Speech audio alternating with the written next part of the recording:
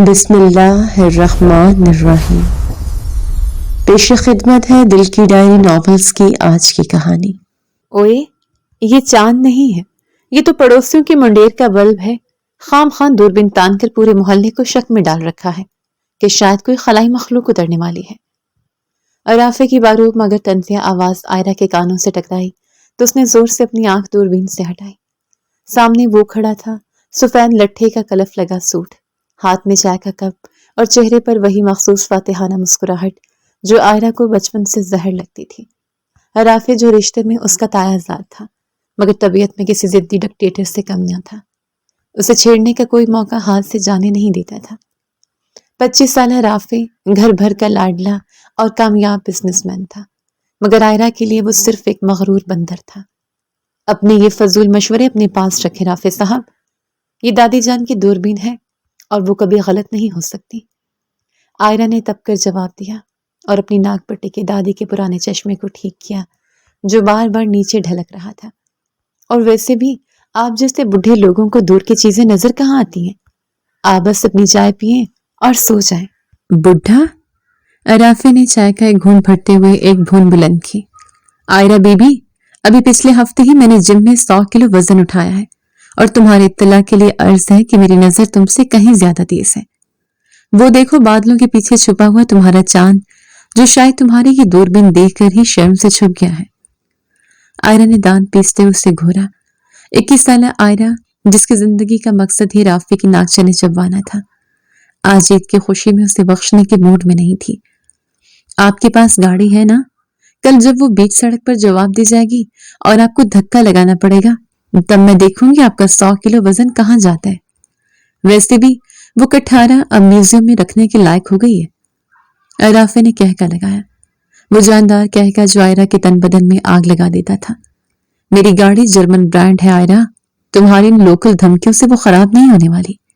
خیر تم یہاں کھڑی رہو، میں جا رہا ہوں۔ دادی نے کہا تھا کہ اگر چاند نظر نہ آئے تو آئرہ کو نیچے بلا لینا ورنہ وہ پوری رات چھت پر گزار دے گی۔ میں نہیں آ رہی، میں چاند دیکھ کر ہی آؤں گی اور عیدی بھی آپ سے ڈبل لوں گی۔ آئرہ نے پیر پٹخا اور دوبارہ دوربین سے آنکھ لگا لی۔ اسے پیچھے سے رافع کی جانے کی آہٹ سنائی دی اور ساتھ ہی اس کی دھیمی سی سرگوشی۔ پاگل لڑکی۔ تھوڑی دیر بعد جب وہ تھک ہار کر نیچے آئی تو صحن میں جشن کا سما تھا۔ لڑکیاں مہندی لگوانے میں مصروف تھیں اور پورا گھر خوشبوؤں سے مہک رہا تھا۔ آئرہ نے بڑے شوق سے اپنے ہاتھ آگے کیے تاکہ ہانیہ اس پر ڈیزائن بنا سکے۔ دیکھو ہانیہ، رنگ کالا آنا چاہیے ورنہ میں نے تمہارے بال نوچ لینے ہیں، اس نے ہنستے ہوئے کہا مگر اس کی نظریں بار بار دروازے کی طرف اٹھ رہی تھیں جہاں سے رافع کے گزرنے کا امکان تھا۔ رافع کا کمرہ صحن کے بالکل سامنے تھا اور وہ اس وقت لاؤنج سے نکل کر اپنے کمرے کی طرف جا رہا تھا۔ آئرہ کی چہکتی آواز سن کر وہ رکا۔ اس کی نظر آئرہ کے مہندی بھرے ہاتھوں پر پڑی اور پھر ایک شیطانی خیال اس کے ذہن میں کود گیا۔ اس نے خاموشی سے برابر والے پودے کے پیچھے سے ایک ربڑ کی نکلی چھپکلی اٹھائی جو عفان نے وہاں چھوڑی تھی اور انتہائی مہارت سے اسے آئرہ کے بالکل سامنے اس کے دوپٹے میں اچھال دیا۔ یہ کیا ہے؟ زویا نے حیرت سے پوچھا مگر آئرہ کی نظر جیسے ہی اس چیز پر پڑی اس کے حواس خطا ہو گئے۔ چھپکلی! آئرہ کی ایک ایسی چیخ نکلی کہ پورے گھر کے لوگ اکٹھے ہو گئے۔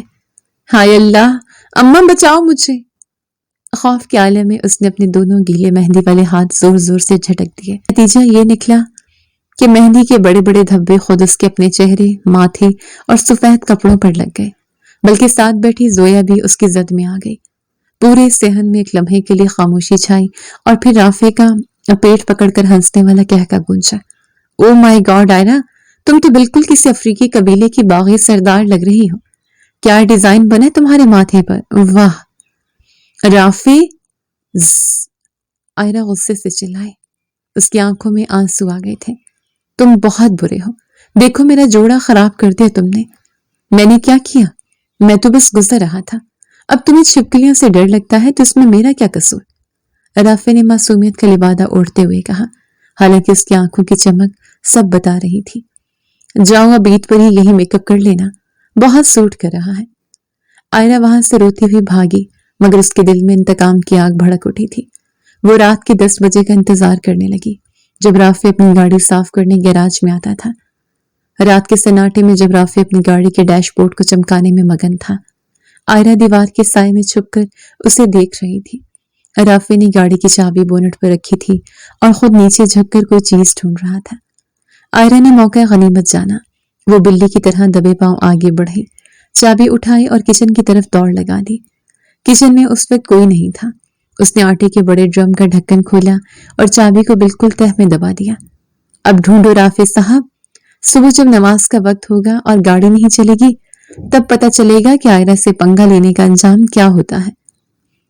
वो वापस लाउंज में आई और सोफे पर बैठकर बड़े इत्मीनान से सेब खाने लगी। थोड़ी ही देर में राफे के कदमों की धमक सुनाई दी। वो परेशान हाल लाउंज में दाखिल हुआ। आयरा, तुम गैराज में आई थी ना? मेरी चाबी कहाँ है? चाबी? कौन सी चाबी? आयरा ने सेब का एक बड़ा टुकड़ा मुंह में दबाते हुए मासूमियत से पूछा। भाईजान, कहीं आपका हाफसा तो कमजोर नहीं हो गया? सुना है ज्यादा जिम जाने से अकल घट जाती है। बकवास बंद करो और चाबी दो। राफी का पारा हाई हो रहा था। नमाज का वक्त होने वाला है और मुझे गाड़ी निकालनी है। मैंने कहा था ना, मुझे नहीं पता। हाँ, अगर आपको बहुत फिक्र है तो जरा किचन में आटे वाले ड्रम में देख लें। शायद अम्मा ने आटा गूंथते हुए आपकी चाबी भी अंदर ही डाल दी हो। आया ने शरारत से आंख मारी। राफे को शक तो हुआ मगर वो बेबसी से किचन की तरफ भागा। आयरा भी उसका तमाशा देखने पीछे पीछे पहुंच गई। राफे ने जैसे ही ड्रम का ढक्कन खोला और अपना हाथ आटे के अंदर डाला, आयरा ने पीछे से ड्रम के ढक्कन को एक जोरदार झटका दिया।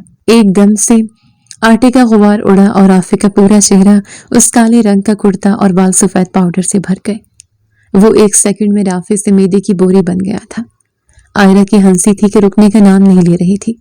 हाय अल्लाह राफे, तुम तो बिल्कुल किसी बेकरी के नान बाई लग रहे हो। कसम है अगर तुम्हें अभी कोई देख ले तो पहचान ही ना पाए। राफे ने आटे भरी आंखें खोली।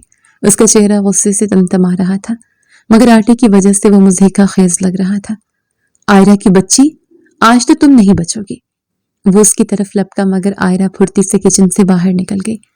पहले खुद को तो धो लो बुजुर्गवार, कहीं ऐसा ना हो कि दादी आपको देखकर समझे कि घर में कोई जिन्न आ गया है। आयरा की आवाज दूर से आई। राफे वहीं खड़ा हाँफ रहा था। उसके दिल में गुस्सा तो था मगर एक अजीब सी मुस्कुराहट भी उसके लबों पर रेंग गई। तुम बहुत बदतमीज हो गई आयरा, मगर याद रखना राफे अपना हिसाब बराबर करना जानता है। किचन से शुरू होने वाला वो सफेद तूफान अभी थमा नहीं था कि पूरे घर में दादी जान की छड़ी गूंजी। राफे, जो इस वक्त किसी बेकरी के अधगूंदे हुए मैदे का इश्तिहार लग रहा था, तब कर अपनी कमीज झाड़ रहा था और आयरा दूर खड़ी पेट पकड़कर हंस रही थी। बस बहुत हो गया तुम दोनों का। राफे, जाओ अपना मुंह धोकर आओ और आयरा तुम फौरन तैयार हो जाओ। दर्जी का फोन आया है, तुम दोनों के कपड़े तैयार हैं मगर वो कह रहा है कि अगर 12 बजे तक ना आए तो वो दुकान बढ़ाकर गांव निकल जाएगा। दादी का हुक्म हतमी था। दादी, इस हुलिये में और इस साफत के साथ? राफे ने आटे में अटी उंगली से आयरा की तरफ इशारा किया। मैं इसे लेकर कहीं नहीं जा रहा। जाना तो पड़ेगा राफे साहब, क्योंकि मेरा जोड़ा वही है और अगर मुझे ईद पर पुराने कपड़े पहनने पड़े तो मैंने आपकी गाड़ी के चारों टायर पंक्चर कर देने हैं, याद रखिएगा। आयरा ने फौरन पैंथरा बदला और मासूमियत का लिबादा ओढ़कर दादी के पीछे जा छुपी। 15 मिनट बाद रात के सन्नाटे में राफे की गाड़ी सड़क पर फराटे भर रही थी। गाड़ी के अंदर का माहौल बाहर की सर्द हवा से कहीं ज्यादा गर्म था। एसी तेज करें राफे, मेरा दम घुट रहा है। वैसे भी आपके माथे पर अब भी थोड़ा सा आटा चिपका हुआ है। एसी चलेगा तो शायद वो सोकर झड़ जाए। आयरा ने बेजारी से खिड़की का शीशा नीचे करते हुए कहा। खामोशी से बैठी रहो आयरा, वरना कसम खाकर कहता हूं कि इस वीरान सड़क पर गाड़ी से उतार दूंगा और फिर तुम्हारी ये फलकियाती बसीरत ही तुम्हें घर पहुंचाएगी। राफे ने स्टीयरिंग पर गिरफ्त मजबूत करते हुए गुस्से से कहा। और ये रेडियो बंद करो, मेरा सर फट रहा है। आपका सर तो तब फटेगा जब आपको पता चलेगा कि आयरा ने जुमला अधूरा छोड़कर एक पुरअसरार मुस्कुराहट दबाई। क्या मतलब? क्या किया है तुमने? राफे ने मशकूक नजरों से उसे देखा। कुछ नहीं, बस ड्राइविंग पर तवज्जो दे बुजुर्गवार। दर्जी की दुकान पर इस वक्त भी मर्दों का हजूम था। राफे ने गाड़ी एक तरफ लगाई और दोनों अंदर दाखिल हुए। मास्टर जी ने राफे को देखते ही एक लंबा शॉपर पकड़ा दिया। बाजी ने जैसा कहा था बिल्कुल वैसा ही तैयार किया है राफे भाई, बस ये आखिरी जोड़ा था, अब मैं दुकान बंद कर रहा हूँ, दर्जी ने जल्दी में कहा। राफे ने वही शॉपर खोलकर अपना कुर्ता बाहर निकाला और उसकी आंखें हैरत से फैल गईं। मास्टर जी, ये क्या मजाक है? इसके बाजू मेरी कोहनियों तक आ रहे हैं। क्या मैंने इसमें ईद की नमाज पढ़नी है या किसी दंगल में कुश्ती लड़नी है? अरे भाई, बाजी ने खुद आकर कहा था कि आपको आजकल का इस शॉर्ट स्लीव्स वाला फैशन बहुत पसंद है, और गला भी उन्होंने ही तंग करवाया था। दर्जी ने मासूमियत से आयरा की तरफ इशारा किया। राफे ने पलटकर आयरा को देखा, जो दीवार के साथ लगी दुपट्टा मुंह पर रखे हंसी जब्त करने की नाकाम कोशिश कर रही थी। राफे, ये तुम्हारी हरकत है, मेरा ईद का जोड़ा खराब कर दिया तुमने। खराब कहाँ किया राफे? आपके बाजू कितने लंबे हैं, ये 3/4 स्टाइल आप पर बहुत जचेगा। थोड़ा मॉडर्न बने, हमेशा वो पुराने बाबाओं जैसे कुर्ते पहनना जरूरी तो नहीं। आयरा ने मासूमियत से पलकें झपकाई। तुम्हारा ये मॉडर्न फैशन मैं अभी ठीक करता हूँ। राफे उसकी तरफ लपका, मगर आयरा फुर्ती से दुकान से बाहर भागी। रुकिए रुकिए, गुस्सा थूक दे, देखिए सामने गोलगप्पे वाला खड़ा है, मुझे बहुत भूख लगी है। आयरा ने पैंतरा बदलते हुए एक रेड़ी की तरफ इशारा किया जहां रात गए भी रश था। कोई गोलगप्पे नहीं, घर चलो, राफे ने तब कर कहा। ओह समझ गई, पैसे खत्म हो गए ना? कोई बात नहीं, अगर आपकी ईगो इजाजत दे तो मैं खिला देती हूँ।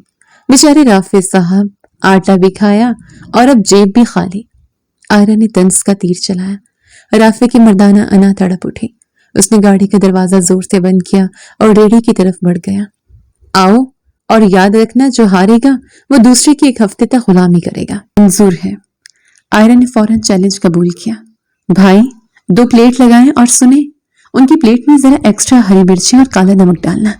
ये बहुत स्टील के इंसान बनते हैं ना, जरा देखें तो कितना दम है। आयरा ने रेडी वाले को चुपके से कहा और उससे एक नोट थमाया। पहला गोलगप्पा मुंह में रखते ही राफे के चेहरे के तासुरात बदल गए। मिर्चों का एक तूफान था जो उसके हलक से होता हुआ सीधा दिमाग तक गया था। उसकी आंखों में फौरन पानी आ गया और कान सुर्ख होने लगे। क्या हुआ राफे? आंखों में आंसू? क्या मेरी मोहब्बत याद आ गई? आयरा ने हंसते हुए अपना गोलगप्पा आराम से खाया। कुछ नहीं, बस थोड़ा गर्म है पानी, राफे ने खांसते हुए जवाब दिया और दूसरा उठा लिया। वो हार नहीं मानना चाहता था, खासतौर पर आयरा के सामने। गर्मी पानी में नहीं, आपके ज़र्फ में है राफे साहब। मैं तो कहती हूँ छोड़ दें, कहीं ऐसा ना हो कि सुबह ईद की जगह आप अस्पताल में पाए जाए। तुम अपनी फिक्र करो आयरा। राफे ने दांत पीसते हुए पूरी प्लेट खत्म की। हालांकि उस वक्त उसे लग रहा था कि उसकी पेट में कोई आग का गोला रख दिया गया है। वापसी के सफर में राफे बिल्कुल खामोश था। उसका सारा ध्यान मिर्चों की तपश दबाने पर था, जबकि आयरा फातिहाना अंदाज में गुनगुना रही थी। ईद की सुबह का सूरज तलु हुआ तो घर में एक नई जंग का आगाज हो चुका था। ये उनके घर की पुरानी रवायत थी कि जो सबसे पहले दादी को ईद मुबारक कहेगा उसे सबसे बड़ी ईदी मिलेगी। आयरा और राफे दोनों अपने कमरों के दरवाजों पर अलर्ट खड़े थे।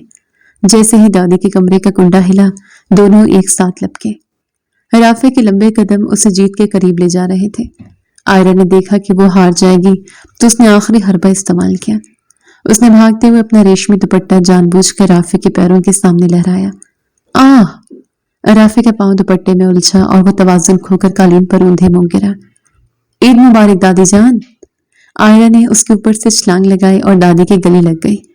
मैं जीत गई, मैं फर्स्ट आई, दादी ने कहकर लगाया और 5,000 का कड़कड़ाता नोट आयरा के हाथ पर रखा। राफे कोहनी के बल उठा। उसकी टोपी एक तरफ गिरी हुई थी और चेहरे पर खफकी के बादल थे। दादी, ये चीटिंग है, इसने जानबूझकर मुझे गिराया है, ये फाउल है। राफे ने एहतजाज किया। जंग और मोहब्बत में सब जायज राफे, और तुम दोनों को तो हमेशा से जंग ही रही है। दादी ने उसे भी ईदी दी, मगर आयरा से कम। नाश्ते की मेज पर सब जमा थे। खुशबूदार शीरखुरमा प्यालियों में सज चुका था। राफे का बदला अभी बाकी था। उसने देखा कि आयरा ने अपने लिए खास प्याला अलग निकाल कर फ्रिज में रखा है ताकि वो ठंडा हो जाए। राफे किचन में गया और इधर उधर देखा और नमकदानी उठाकर उस प्याले में 2 बड़े चम्मच भरकर मिक्स कर दिए। अब खाओगी मीठा तो याद करोगी आयरा बेबी, तुम्हारी सारी कुल्फी आज नमकीन होने वाली है। वो मुस्कुराता हुआ बाहर आ गया और सबके साथ बैठ गया। थोड़ी देर बाद आयरा वो प्याला लेकर आई, मगर उसके चेहरे पर एक अजीब सी फातिहाना चमक थी। उसने वो प्याला अपने सामने रखने की बजाय इंतहाई तमीज से राफे के वालिद तायाजान के सामने रख दिया। तायाजान, یہ خاص آپ کے لیے میں نے اپنے ہاتھوں سے نکالا ہے، آئرہ نے انتہائی معصومیت سے کہا۔ رافی کے حلق میں لقمہ پھنس گیا، اس کے ہاتھ پاؤں ٹھنڈے ہونے لگے۔ ابھی نہیں، یہ کیا کر دیا اس نے دل میں سوچا۔ تایا جان نے جیسے ہی پہلا چمچ منہ میں ڈالا، ان کا چہرہ ایک دم سرخ ہو گیا اور انہوں نے زوردار کھانسی شروع کر دی۔ پانی، پانی لاؤ، یہ کیا بنا دی ہے؟ شیر خورما ہے یا سمندر کا جھاگ؟ پورے دسترخوان پر سناٹا چھا گیا۔ دادی نے پیالہ چکھا اور رافی کی طرف دیکھا جو سر جھکائے پانی کے گلاس تایا جان کو پکڑا رہا تھا۔ رافی، یہ تمہاری شرارت ہے نا؟ دادی کی آواز میں سختی تھی۔ اپنے باپ کے ساتھ یہ مذاق؟ دادی، وہ میں تو آئرہ کے لیے۔ رافی گڑبڑا گیا۔ آئرہ نے اسے ایک فاتحانہ آنکھ ماری اور سرگوشی کی۔ غلامی کا پہلا دن مبارک ہو رافی صاحب، تایا جان کو نمک کھلانا مہنگا پڑے گا۔ رافی نے اسے غصے سے دیکھا، مگر وہ جانتا تھا کہ اس بار بازی پھر آئرہ کے ہاتھ میں تھی۔ لیکن ابھی عید کی فیملی فوٹو باقی تھی اور رافی نے فیصلہ کر لیا تھا کہ وہ تصویر ایسے بنوائے گا کہ آئرہ اسے ساری زندگی یاد رکھے گی۔ غلامی کا پہلا دن بہت بہت مبارک ہو رافی صاحب۔ تایا جان کو نمکین شیر خورما کھلا کر کیسا محسوس ہو رہا ہے؟ میرا مطلب ہے ثواب تو ملا ہی ہوگا۔ اب ذرا دادی کے جوتیوں کا حساب بھی کر لے جو تھوڑی دیر میں آپ کے استقبال کے لیے تیار ہونے والی ہے۔ آئرہ نے رافی کے کان کے پاس جھک کر اتنی دھیمی سرگوشی کی کہ صرف وہی سن سکے۔ اس کے لہجے میں شہد جیسی مٹھاس تھی، مگر الفاظ زہر میں بجھے ہوئے تھے۔ رافی، جس کا چہرہ اس وقت غصے، خفت اور ندامت کے ملے جلے تاثرات کی وجہ سے کسی کچے ٹماٹر جیسا ہو رہا تھا، نے کرسی کے بازو پر اپنی گرفت اتنی مضبوط کی کہ اس کے پور سفید پڑ گئے۔ آئرہ، یاد رکھنا، یہ جنگ تم نے شروع کی تھی، مگر ختم میں کروں گا۔ رافی نے دانت پیستے ہوئے جواب دیا، جبکہ اس کی نظریں اپنے والد پر تھیں جو ابھی تک پانی کے گھونٹ بھر بھر کر اپنے حلق کی جلن کم کرنے کی کوشش کر رہے تھے۔ بس، بہت ہو گیا تم دونوں کی کانا پھوسی۔ دادی نے اپنی چھڑی فرش پہ ماری تو پورے کمرے میں خاموشی چھا گئی۔ رافی، تم ابھی کے ابھی اپنے والد سے معافی مانگو، اور آئرہ، تم جا کر فیملی فوٹو کے لیے کیمرہ سیٹ کرو۔ عید کا دن ہے اور میں نہیں چاہتی کہ میرے گھر کے 2 چوہے بلی پورے خاندان کا مزہ کرکرا کریں۔ رافی نے ٹھنڈی آب بھری اور تایا جان کے سامنے سر جھکا دیا۔ سوری ابا، وہ غلطی سے نہیں رافی، تم نے جان بوجھ کر کیا ہے، مجھے سب پتا ہے۔ تایا جان نے اسے گھورا۔ جو اپنا یہ سفید بھوت جیسا چہرہ صاف کر کے آؤ، فوٹوگرافی کا وقت ہو گیا ہے۔ لاؤنج میں کیمرہ ٹرائی پورٹ پر لگا دیا گیا۔ پورے خاندان کے لوگ رنگ برنگے کپڑوں میں ملبوس عید کی روایتی تصویر کے لیے تیار تھے۔ دادی جان مرکز میں صوفے پر بیٹھی تھی، ان کی دائیں بائیں گھر کے بڑے اور پیچھے نوجوانوں کی ٹولی۔ مسکرائیں۔ عفان نے کیمرے کا بٹن دبانے سے پہلے آواز لگائی، آئرہ، تم نے میرے باپ کو نمک کھلایا ہے نا، اب اس کا ہر جانا بھرو۔ رافی نے مسکراتے ہوئے چہرے کے ساتھ جو کہ بالکل مصنوعی تھا سرگوشی کی۔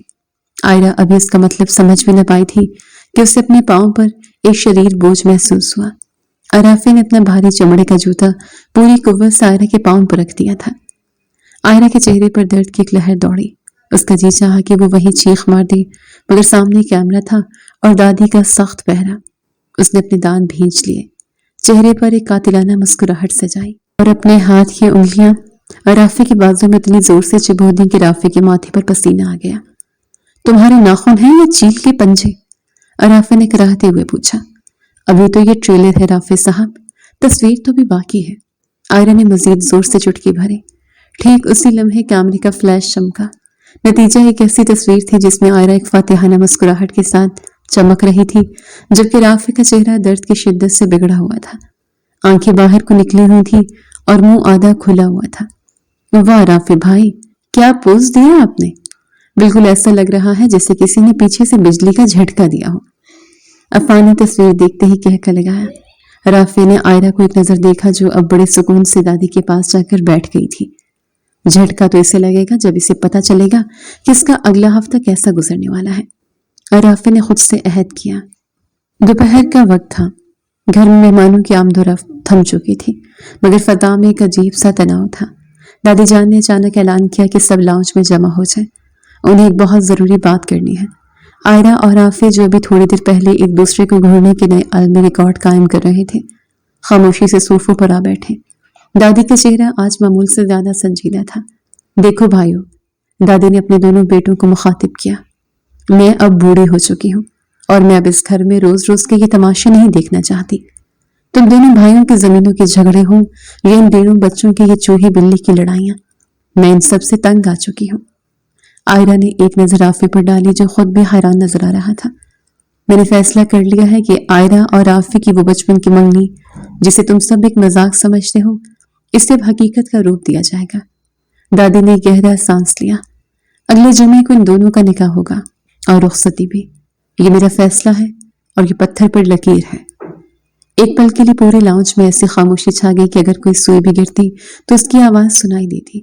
پھر جیسے ایک دھماکہ ہوا۔ کیا؟ رافع اپنی جگہ سے اچھل کر کھڑا ہو گیا۔ دادی یہ آپ کیا کہہ رہی ہیں؟ اس صافت سے شادی؟ اس سے بہتر ہے کہ میں ہمالیہ کے پہاڑوں پر جا کر سادھو بن جاؤں، کم از کم وہاں سکون تو ہوگا۔ آئرہ کی آنکھوں میں آنسو آ گئے، مگر وہ غصے والے آنسو تھے۔ اور میں؟ دادی، میں اس مغرور بندر سے شادی کرنے سے بہتر سمجھوں گی کہ کسی گہرے کنویں میں چھلانگ لگا دوں۔ یہ میری زندگی کا سب سے بڑا ڈراؤنا خواب ہے۔ خاموش! دادی نے چھڑی زور سے زمین پر ماری۔ ایک لفظ پہ مزید نکلا تو یاد رکھنا، میں اس گھر کی دہلیز چھوڑ دوں گی۔ کیا تم دونوں میرے سفید بالوں کی لاج نہیں رکھو گے؟ تایا جی، چاچا جی، کیا آپ کو میرا فیصلہ منظور ہے؟ گھر کے بڑوں نے ایک دوسرے کی طرف دیکھا اور سر جھکا دیے۔ دادی کا حکم ٹالنا ان کے بس میں نہیں تھا۔ جی اماں، جیسا آپ چاہیں۔ رافع نے ایک آخری نظر آئرہ پر ڈالی جس کا چہرہ اس وقت غصے اور صدمے سے تمتما رہا تھا۔ وہ بغیر کچھ کہے پیر پٹکتا ہوا باہر نکل گیا، جبکہ آئرہ اپنے کمرے کی طرف بھاگی۔ شام کے سائے گہرے ہو رہے تھے، بارش کی ہلکی ہلکی بوندیں پڑنا شروع ہو گئی تھیں۔ آئرہ چھت پر کھڑی تھی، اس کی آنکھیں ابھی بھی سرخ تھیں۔ اس کا بس نہیں چل رہا تھا کہ وہ رافع کا سر پھاڑ دے یا دادی کو منا لے۔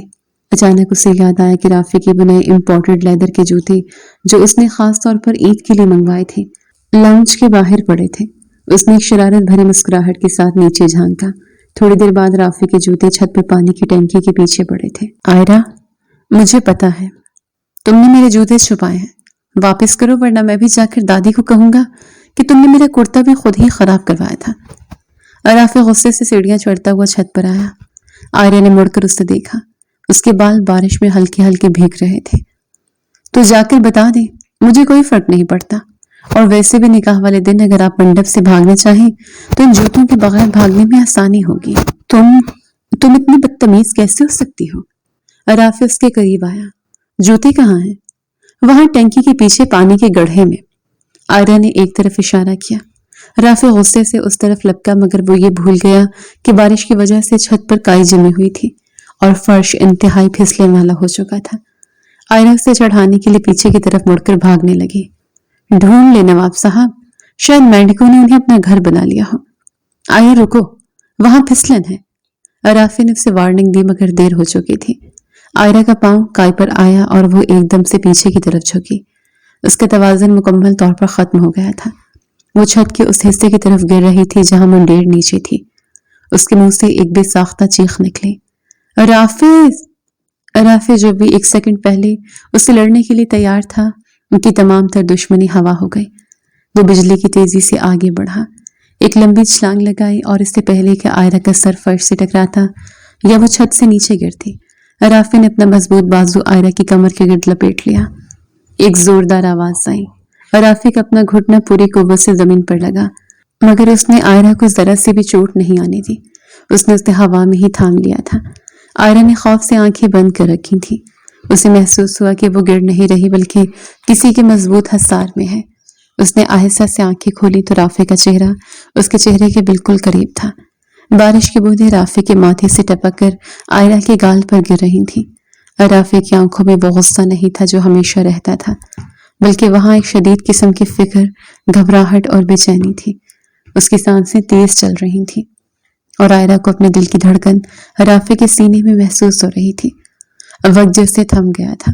وہ نوک جھونک، وہ لڑائیاں، وہ نمک اور آٹے کے قصے، سب اس ایک لمحے کی خاموشی میں گم ہو گئے تھے۔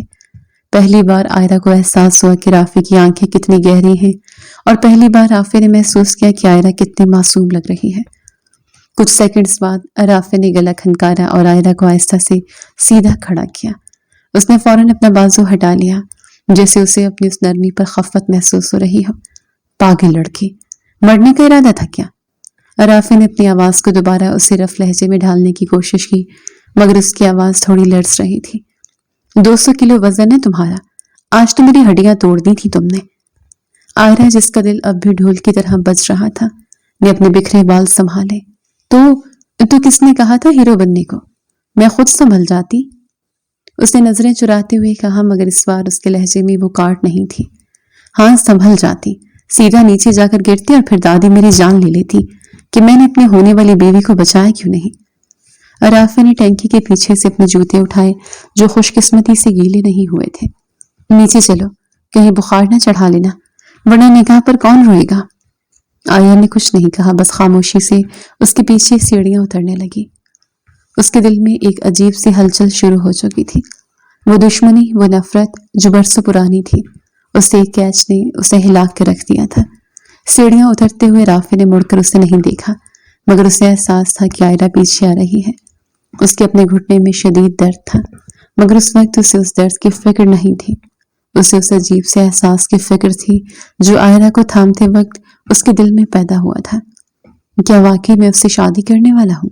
اس نے سوچا، اور کیا واقعی یہ اتنی بری ہے جتنا میں سمجھتا تھا؟ برسوں کی دشمنی اب ایک عجیب سی بوجھ تلے دب گئی تھی۔ وہ لمحہ گزر تو گیا تھا، مگر اس کے نشان دونوں کے دلوں پر ثبت ہو چکے تھے۔ تکرار کا وہ محاذ اب بھی قائم تھا، مگر اس کی دیواروں میں اب وہ مضبوطی نہیں رہی تھی جو پہلے ہوا کرتی تھی۔ اب وہاں کسی نئے انجانے احساس نے دراڑیں ڈالنا شروع کر دی تھی۔ تم نے میری بات سنی؟ رافع کا لہجہ غیر معمولی طور پر دھیما تھا، مگر آئرہ کے کانوں میں یہ کسی دھماکے کی طرح گونجا۔ وہ کچن کی سلیب پر رکھی پلیٹیں سمیٹ رہی تھی جب رافع دبے پاؤں اندر داخل ہوا تھا۔ چھت والے واقعے کو 2 دن گزر چکے تھے، مگر ان 2 دنوں میں فضا میں ایک ایسی خاموشی چھائی تھی جو ان دونوں کے درمیان کبھی نہیں رہی تھی۔ وہ تکرار، وہ جملے بازی، وہ ایک دوسرے کو نیچا دکھانے کا جنون، سب جیسے اس سے ایک حادثاتی لمس کی نظر ہو گیا تھا۔ میں بحری نہیں ہوں، آئرہ نے مڑے بغیر جواب دیا، حالانکہ اس کے ہاتھ لرز رہے تھے۔ اور اگر آپ جوتوں کا پوچھنے آئے ہیں تو وہ پالش ہو کر آپ کے کمرے میں رکھے ہیں۔ میں اب آپ کی باقاعدہ غلام ہوں نا، تو فرض شناسی تو دکھانی پڑے گی۔ رافع نے گہرا سانس لیا اور اس کے قریب آیا۔ آئرہ، میں جوتوں کی بات نہیں کر رہا، میں دادی کے فیصلے کی بات کر رہا ہوں۔ تم خاموش کیوں ہو؟ تم نے دوبارہ احتجاج کیوں نہیں کیا؟ آئرہ نے پلیٹ وہیں چھوڑی اور پلٹ کر اسے دیکھا۔ اس کی آنکھیں تھکی تھکی سی تھی۔ احتجاج کس سے کروں رافع؟ دادی سے، جو کہتی ہیں کہ اگر یہ نکاح نہ ہوا تو وہ گھر چھوڑ دیں گی، یا تایا جان سے جن کی صحت آپ کے اس نمکین شیر خورمے کی وجہ سے ویسے ہی ٹھیک نہیں ہے۔ اس نے طنز کرنا چاہا، مگر آواز میں وہ کاٹ نہیں آئے۔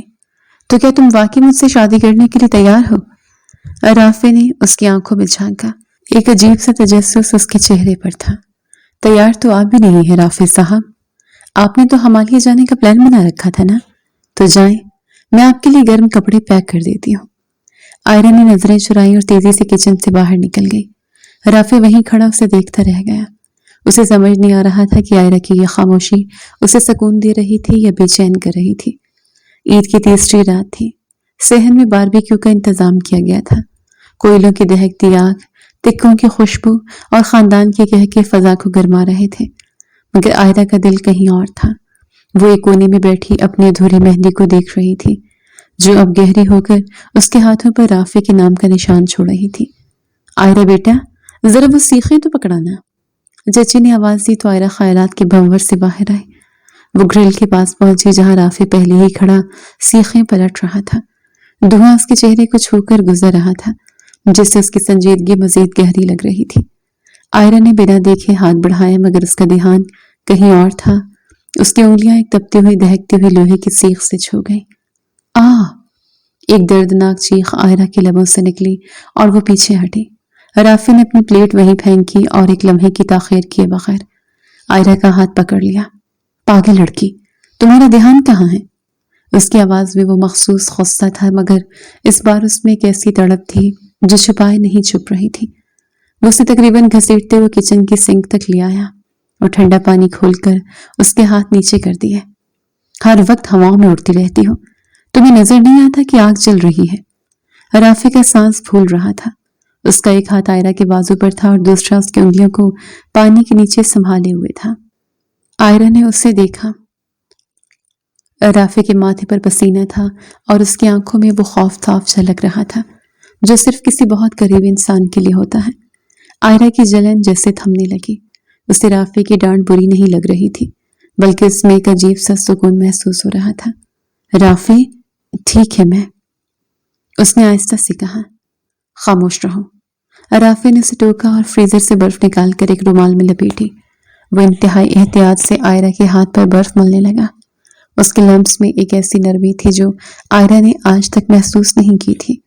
وہ رافع جس سے چڑیل کہتا تھا، وہ رافع جو اسے آفت سمجھتا تھا، آج وہی اس کے ایک چھوٹے سے زخم پر تڑپ رہا تھا۔ عائرہ کا دل پگھلنے لگا۔ وہ نفرت کی وہ تمام دیواریں، وہ تمام تکراریں جو برسوں سے ان کے درمیان تھیں، اسے ایک برف کے ٹکڑے کے ساتھ پگھل کر بہہ رہی تھیں۔ اسے پہلی بار شدت سے احساس ہوا کہ وہ رافع سے نفرت نہیں کرتی تھی، وہ تو بس اس کی توجہ چاہتی تھی، چاہے وہ لڑائی کی صورت میں ہی کیوں نہ ہو۔ درد ہو رہا ہے؟ رافع نے سر اٹھا کر اسے دیکھا۔ ان کی نظریں ملی۔ کچن کی مدھم روشنی میں ایک ایسا رومانوی لمحہ تخلیق ہوا جس نے لفظوں کی ضرورت ختم کر دی۔ نہیں، اب نہیں، عائرہ نے سرگوشی کی۔ رافع نے ایک پل کے لیے اپنا ہاتھ اس کے ہاتھ پر رہنے دیا، پھر اچانک اسے اپنی خفت کا احساس ہوا اور اس نے ہاتھ پیچھے کر لیا۔ دھیان رکھا کرو، اب تم اکیلی نہیں ہو، میرا مطلب ہے گھر میں سب پریشان ہو جاتے ہیں۔ وہ گلا کھنکارتے ہوئے تیزی سے باہر نکل گیا مگر عائرہ وہیں کھڑی اپنے جلتے ہوئے ہاتھ کو دیکھتی رہی جس پر اب رافع کی فکر کی ٹھنڈک موجود تھی۔ نکاح میں صرف 3 دن باقی تھے۔ گھر میں شادی کے گیتوں اور ڈھولک کی آوازیں گونج رہی تھیں مگر عائرہ کے کمرے میں اداسی کا ڈیرا تھا۔ وہ اس کشمکش میں تھی کہ رافع اس شادی سے خوش ہے یا صرف دادی کے دباؤ میں یہ سب کر رہا ہے۔ اگر اسے میں اچھی نہیں لگتی تو یہ رشتہ بوجھ بن جائے گا، اس نے سوچا اور اس کی آنکھوں سے ایک آنسو نکل کر اس کے گال پر پھسل گیا۔ اس نے فیصلہ کیا کہ وہ دادی سے جا کر صاف کہہ دے گی کہ وہ یہ نکاح نہیں کرنا چاہتی تاکہ رافع آزاد ہو سکے۔ وہ اپنے کمرے سے نکلی اور لاؤنج کی طرف بڑھ رہی تھی کہ رافع کے کمرے سے اسے آوازیں آئیں۔ دروازہ تھوڑا سا کھلا تھا اور رافع اپنے کسی دوست سے فون پر بات کر رہا تھا۔ یار تو ٹینشن کیوں لے رہا ہے؟ میں نے سب پلان کر لیا ہے۔ رافع کی آواز میں ایک عجیب سا سکون اور اعتماد تھا۔ نکاح والے دن میں سب کے سامنے صاف انکار کر دوں گا، بس تو دیکھتا جا، میں ایسا تماشا بناؤں گا کہ سب یاد رکھیں گے۔ عائرہ کے قدم وہیں جم گئے۔ اسے لگا جیسے کسی نے اس کے سینے میں خنجر گھونپ دیا ہو۔ اس کا پورا وجود لرزنے لگا۔ صاف انکار کر دوں گا، تماشا بناؤں گا، یہ الفاظ اس کے کانوں میں ہتھوڑوں کی طرح بج رہے تھے۔ تو یہ تھی اس کی فکر، یہ تھی اس کی پرواہ۔ عائرہ کا دل بری طرح ٹوٹ گیا۔ اسے اپنی اس محبت پر غصہ آنے لگا جو ابھی چند لمحے پہلے ہی اس کے دل میں پروان چڑھی تھی۔ اسے لگا کہ رافع اسے پوری دنیا کے سامنے ذلیل کرنا چاہتا ہے تاکہ وہ اپنا بدلہ لے سکے۔ وہ روتی ہوئی اپنے کمرے کی طرف بھاگنا چاہتی تھی مگر اس کے اندر کی عائرہ جاگ اٹھی۔ اس نے اپنے آنسو پونچھے، چہرے پر غصے کی ایک لہر دوڑی اور اس نے زوردار آواز سے رافع کے کمرے کا دروازہ کھول دیا۔ رافع ایک دم چونکا اور اس نے فون نیچے کر دیا۔ عائرہ، تم؟ ہاں میں۔ عائرہ کی آواز کانپ رہی تھی مگر اس کی آنکھوں میں آگ تھی۔ تمہیں نکاح والے دن میرا اور میرے خاندان کا تماشا بنانے کی کوئی ضرورت نہیں ہے رافع صاحب۔ آپ کو انکار کا بہت شوق ہے نا؟ تو سنیں، میں خود جا کر دادی کو کہہ دوں گی کہ مجھے یہ نکاح قبول نہیں ہے۔ آپ کو سب کے سامنے ہیرو بننے کی ضرورت نہیں پڑے گی، میں خود ولن بن جاتی ہوں۔ رافع کے چہرے پر حیرت کے بادل چھا گئے۔ عائرہ، تم کیا کہہ رہی ہو؟ میری بات تو سنو۔ کیا سنو؟ کہ آپ مجھے ذلیل کرنے کا منصوبہ بنا رہے تھے؟ عائرہ نے چلا کر کہا۔ اس کے آنسو بے قابو ہو کر بہہ رہے تھے۔ میں پاگل تھی جو آپ کی اس چھوٹی سی فکر کو محبت سمجھ بیٹھی۔ میں بھول گئی تھی کہ آپ رافع ہیں جو صرف اپنا بدلہ لینا جانتے ہیں۔ آپ آزاد ہیں رافع، جائیں جہاں جانا ہے، میں آپ کے راستے سے ہٹ رہی ہوں۔ وہ مڑی اور تیزی سے کمرے سے باہر نکل گئی۔ اس سے پہلے کہ رافع اسے روک پاتا، رافع وہیں ساکت کھڑا رہا۔ فون اس کے ہاتھ میں اب بھی ویسے ہی تھا۔ اس نے گہرا سانس لیا اور اپنے ماتھے پر ہاتھ پھیرا۔ یا اللہ، یہ لڑکی ہمیشہ ادھوری ہی بات کیوں سنتی ہے؟ اس نے بڑبڑاتے ہوئے فون دوبارہ کان سے لگایا۔ ہلو حمزہ، ہاں میں یہ کہہ رہا تھا کہ میں دبئی والے جاب آفر سے انکار کر دوں گا کیونکہ میں بائرہ کو چھوڑ کر کہیں نہیں جا سکتا۔ مگر آئرہ یہ سننے کے لیے وہاں موجود نہیں تھی۔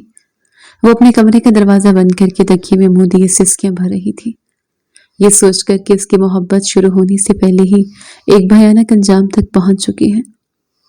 تکرار کی دیواریں جو تھم سی گئی تھیں اب پہلے سے کہیں زیادہ بلند اور مضبوط ہو چکی تھیں۔ بعض اوقات کانوں سنی بات سچ تو ہوتی ہے مگر مکمل حقیقت نہیں، اور آئرہ اس وقت اسی ادھوری حقیقت کی سولی پر لٹکی اپنی محبت کی بربادی کا منظر دیکھ رہی تھی۔ گھر میں شہنائیوں کی گونج تھی، پیلے اور نارنجی گیندے کے پھولوں کی خوشبو در و دیوار میں بسی ہوئی تھی، مگر آئرہ کے لیے یہ فضا کسی حبس زدہ قید خانے سے کم نہ تھی۔ اس نے آئینے میں اپنے عکس کو دیکھا، سرخ رنگ کے بھاری عروسی جوڑے میں وہ کسی شہزادی سے کم نہیں لگ رہی تھی، مگر اس کی آنکھوں کی سرخی وہ اداسی بیان کر رہی تھی جو اس نے رات بھر جاگ کر سمیٹی تھی۔ آئرہ بیٹا، مفتی صاحب آ گئے ہیں، سب تمہارا انتظار کر رہے ہیں۔ چچی نے پیار سے اس کے سر پر ہاتھ رکھا، مگر آئرہ کو لگا جیسے اس کا دم گھٹ رہا ہو۔ چچی میں بس 1 منٹ میں آتی ہوں، اس نے لرزتی آواز میں کہا۔ جیسے چچی کمرے سے باہر گئی، آئرہ نے اپنا بھاری دوپٹہ سنبھالا اور پچھلی سیڑھیوں کی طرف بھاگی۔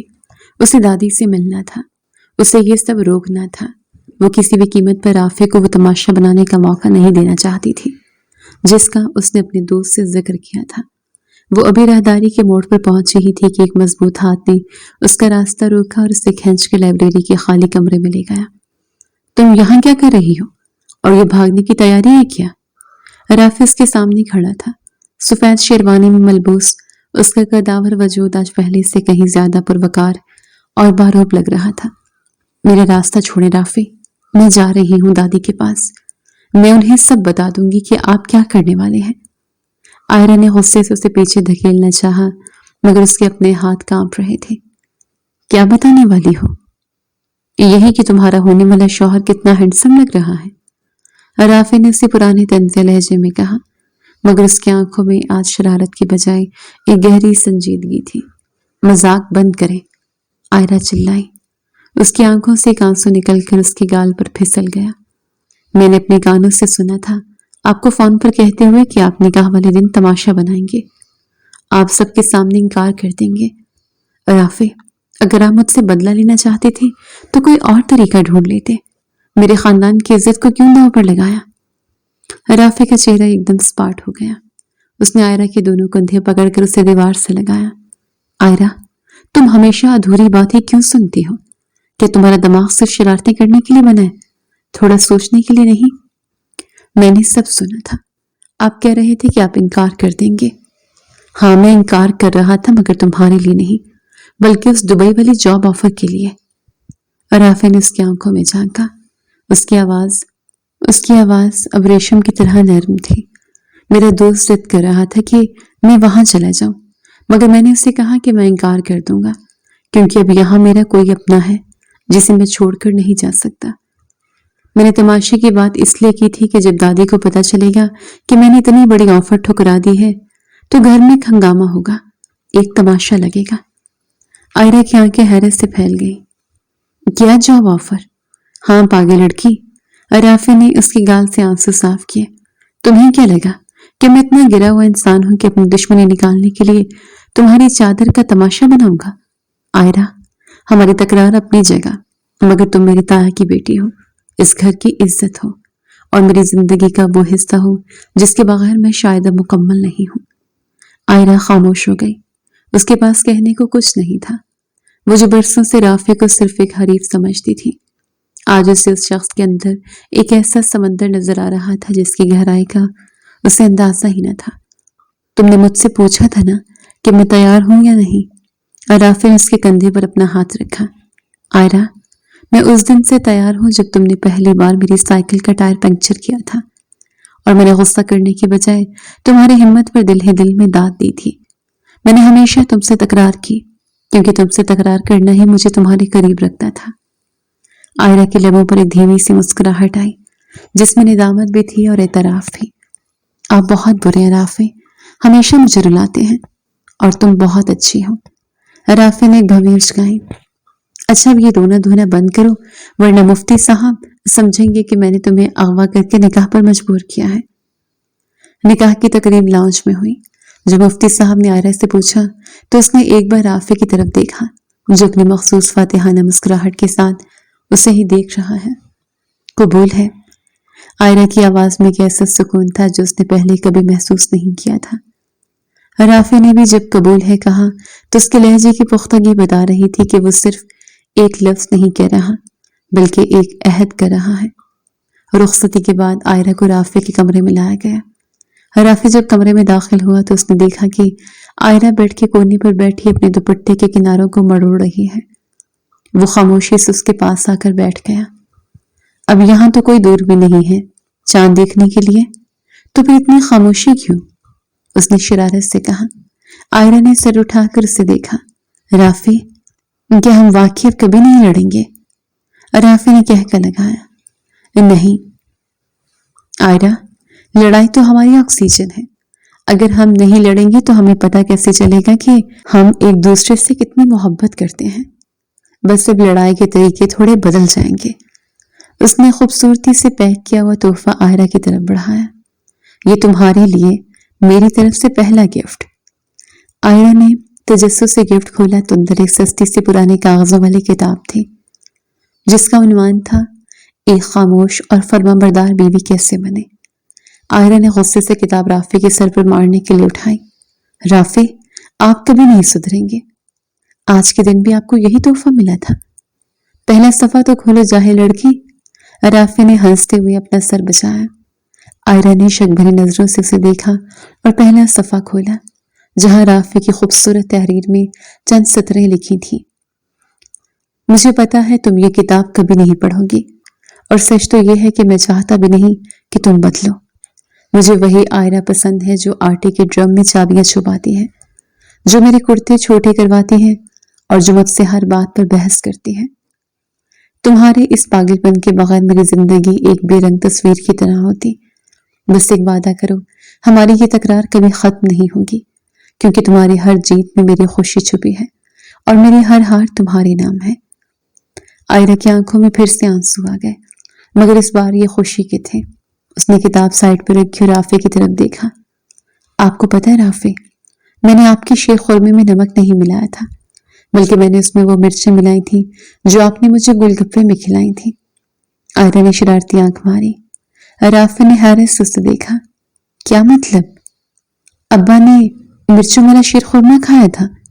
जी हाँ, बदला तो लेना था ना। राफे ने अपना सर पकड़ लिया और फिर एकदम उससे अपनी बाहों में भर लिया। तुम वाकई एक आफत हो आयरा, मगर मेरी अपनी आफत। कमरे की मध्यम रोशनी में उनकी हंसी और वो अनकही बातें फजा में रक्स करने लगी। तकरार से शुरू होने वाला ये सफर अब एक ऐसे इकरार में बदल चुका था जिसकी खुशबू उनकी आने वाली जिंदगी के हर लम्हे को मुअत्तर करने वाली थी। वो जान गए थे कि मोहब्बत सिर्फ मीठे बोलों का नाम नहीं बल्कि एक दूसरे की खामियों को कबूल करने और उनके साथ जीना सीखने का नाम है। राफी, आयरा ने उसके सीने पर सर रखते हुए धीरे से पुकारा। ईदी के 5,000 अभी बाकी हैं, याद है ना? राफी ने एक ठंडी आह भरी और उसके माथे को चूमा।